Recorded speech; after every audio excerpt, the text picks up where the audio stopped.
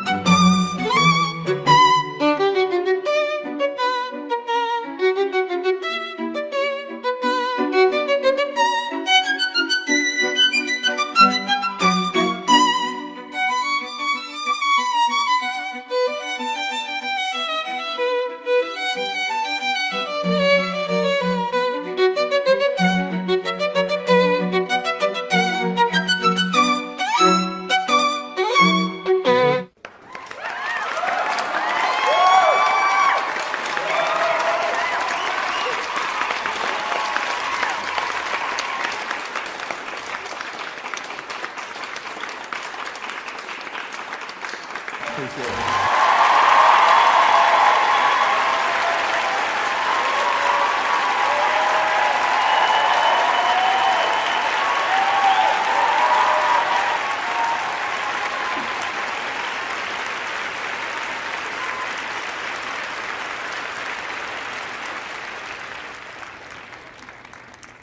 My name is Margaret Eloise Hartman. I am 100 years old, and tonight, for the first time in 77 years, I will play the piano again. When I was a girl, music was everything.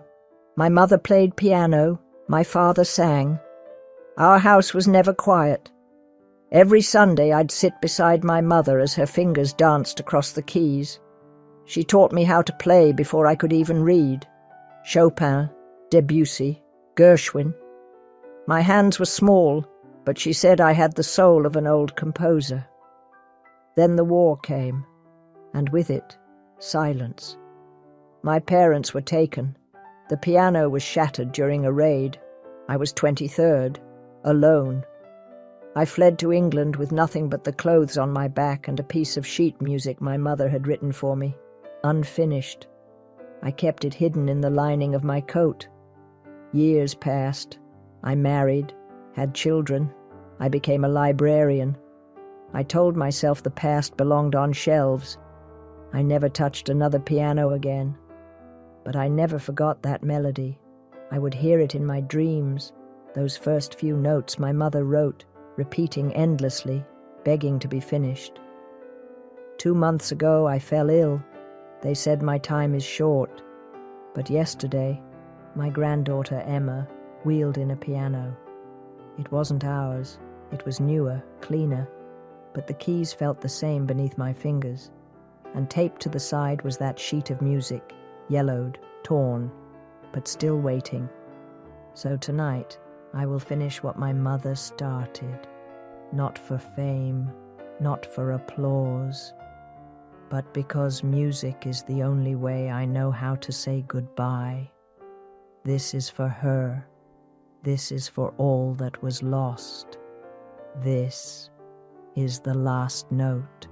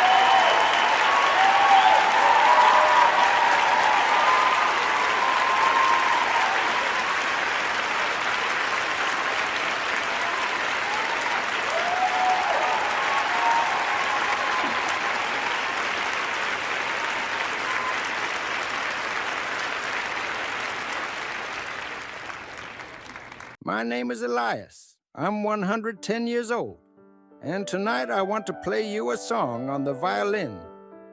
But the truth is, I don't know how to play. Not really. You see, this violin, it belonged to my daughter. She was a musician, a brilliant one. She used to say music was the language of the soul. I never understood that until I lost her. 2 months ago, there was an accident, a car crash. She hasn't opened her eyes since. They told me to prepare for the worst, said she might never wake up. But that night I went home, sat alone in the dark, and found a video. It was from my 100th birthday. She was playing this violin, this very violin. She played a melody she'd written just for me. I must have watched that video 100 times. I didn't cry, I didn't scream. I just sat there listening. Then I picked up her violin, cracked, splintered from the crash, and I decided to learn. I was just an old man with trembling hands, fading hearing, and no clue how to form a single note. But I had time. That's all I had left. So I slowed the video down, studied her fingers, rewound it again and again, listened, memorized, tried. I stopped taking my sleeping pills. My wife told me I needed to rest, said I was too old for this, that I'd only end up hurting myself. Maybe she was right, but I didn't stop. Every night, while the world slept, I played. I played until my fingers cracked and bled, until my joints screamed, until my eyes could barely stay open. Because that melody, her melody, was the last thing she gave me. And maybe, if I could just play it back, she'd hear me, wherever she was. So on Friday, I went to the hospital, sat by her side, and I played. It wasn't perfect. My hands shook. I missed a few notes, but I played her song, the one she wrote for her old man. And when the last note faded, her finger twitched, her eyes moved, and then she opened them. The doctors called it a miracle. I just call it music, so no, I'm not a violinist. I'm not here to show you skill. I'm here because I'm still her father. Because this violin, this song, it's the only thing I have left. And tonight I want you to hear it. This is for her.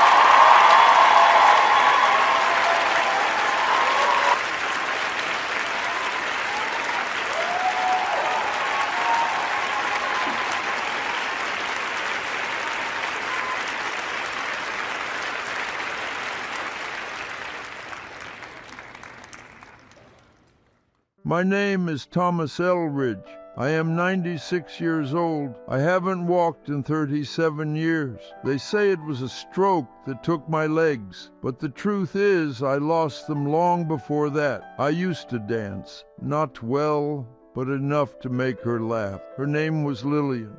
She was everything, bright, fast, full of color. We met in 1951. She heard me play the violin in a smoke-filled bar. I was no one, just a man with a bow and a pocket full of sadness. She came up after the set, looked me in the eyes and said, "Play something that hurt," and I did every night after that. We were married 3 years later. We had a boy, and for a while life felt full, real, loud, but life as it does grew quiet. Lillian got sick, fast, a kind of silence you can't fight.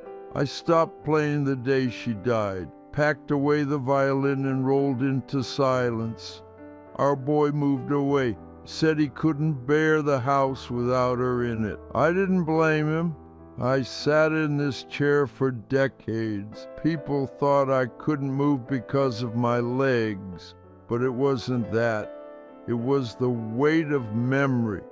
And then, 3 weeks ago, my grandson found my violin. He handed it to me with both hands, said, "Grandpa, I want to hear the song that made her fall in love with you. I hadn't touched it in over 40 years.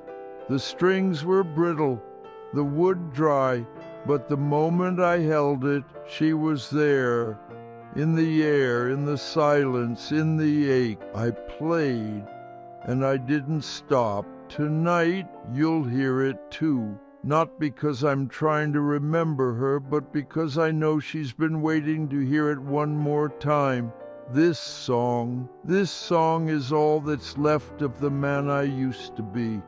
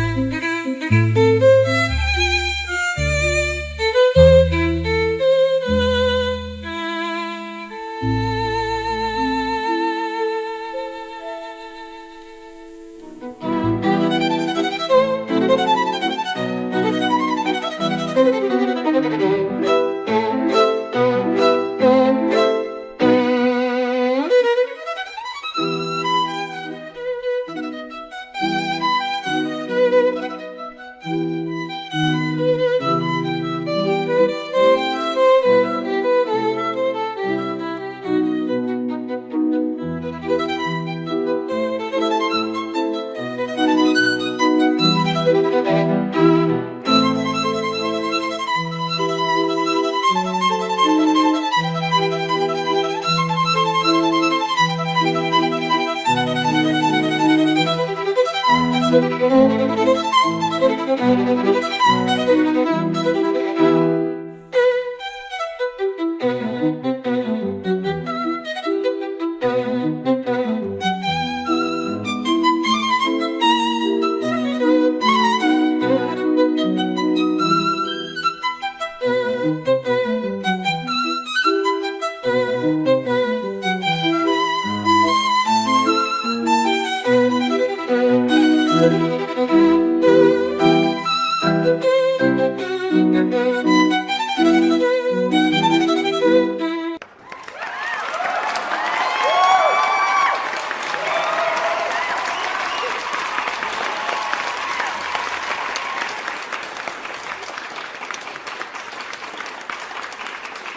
it.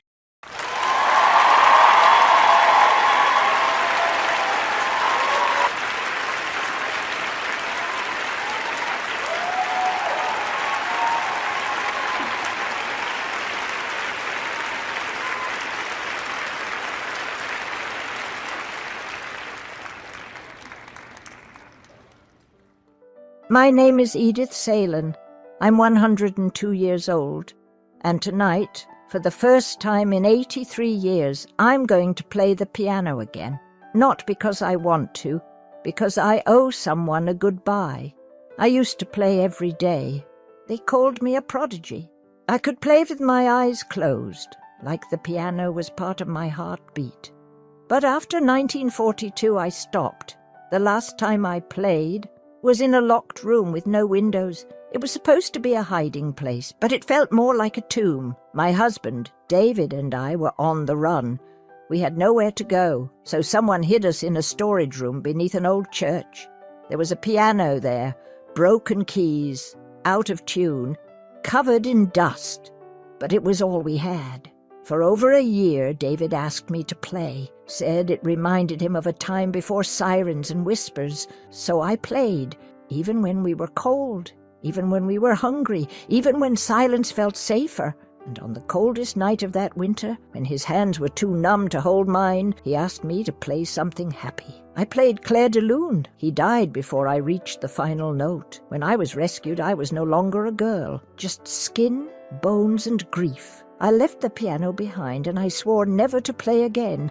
Life moved forward. I remarried. I had children. I lost many. I smiled when I had to, but the room never left me. It came back in dreams, in the quiet, in the cracks of everyday life. And always I could hear David saying, "Just one more song, Edith." So tonight, after 83 years, I sat down at my granddaughter's piano. My fingers, old, fragile, still remembered. And as I played, I wasn't 102 anymore. I was 19, in that hidden room, with the man I loved, with no windows, no escape, no time left. He never got his final song, so tonight he will.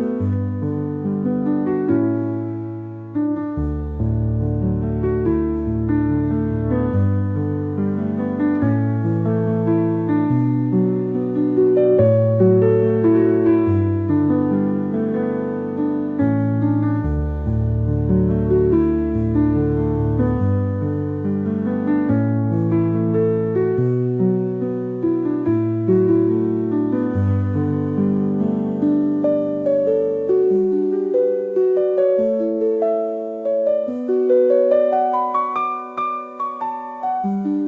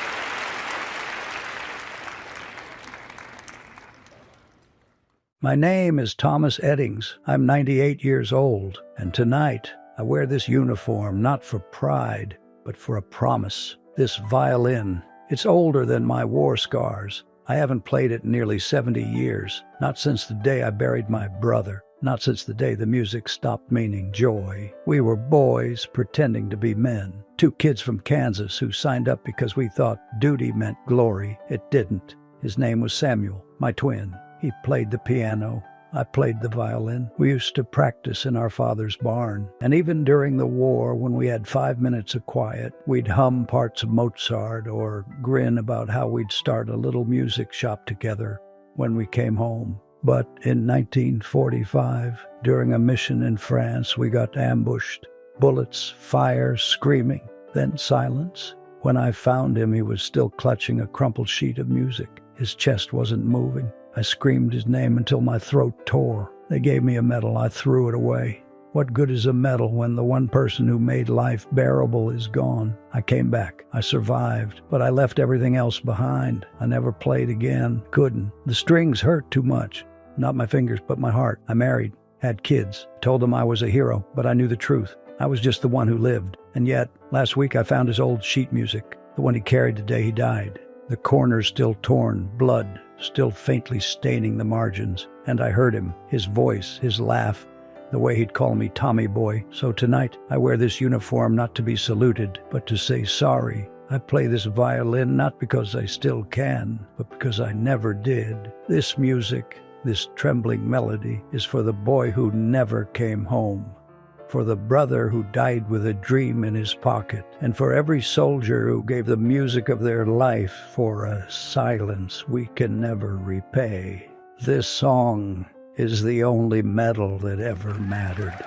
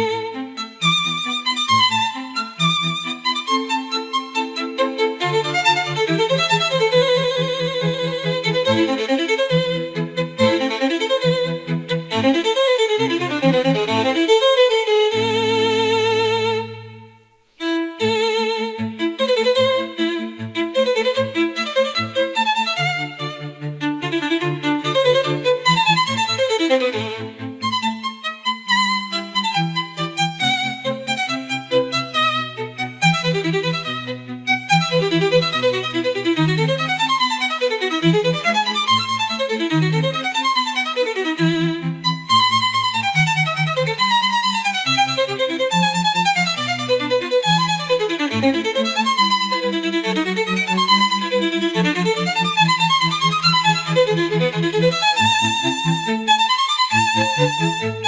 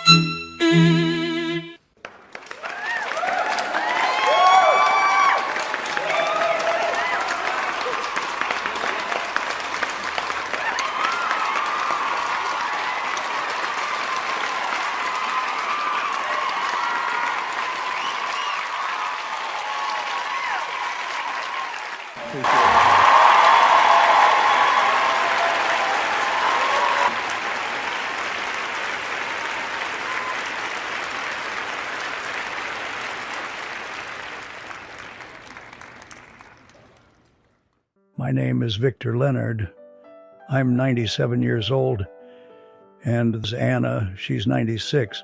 We haven't played together in 79 years. Tonight, you are not just hearing music, you are hearing silence, broken. You are hearing time trying to heal. We met in 1944, a small music school in southern France. I played the violin, she played the piano. We were just kids with aching hearts and too many dreams. She had a laugh that made you forget the war. I had a melody in my head I could never finish until I heard her play. And somehow, just like that, the notes made sense. We wrote a piece together. It wasn't grand, it wasn't complicated. It was gentle, like a whisper from someone you love in the dark. We called it Unspoken because we never said how we felt. We were too young, too scared. And then one night she disappeared. There was no goodbye, no letter, no trace, just empty space where she used to sit. I was told her family fled the country. I searched. God knows I searched for years. But she was gone. I joined the resistance, survived the war, but I never finished the piece. I couldn't, because the other half of it was missing. Decades passed. I married, lost my wife, buried friends, outlived enemies. But Anna, she lived only in the music we never played. Then 3 months ago, my nurse brought me a letter from a music archive in Lyon. A woman named Anna Duval had submitted an old composition. It was called Unspoken. I couldn't breathe. My hands shook so hard I dropped the paper. But I called the number, and when she answered, I knew it was her. We met again, two broken bodies, one shared memory, no words, just a piano and a violin waiting. And tonight, we will play the song we wrote as children, the song we never got to share, the melody that outlived war, time, silence, and sorrow. We're not here to be perfect. Our fingers tremble. Our notes may fall apart, but our hearts remember. And that is enough. Thank you for listening to our last song.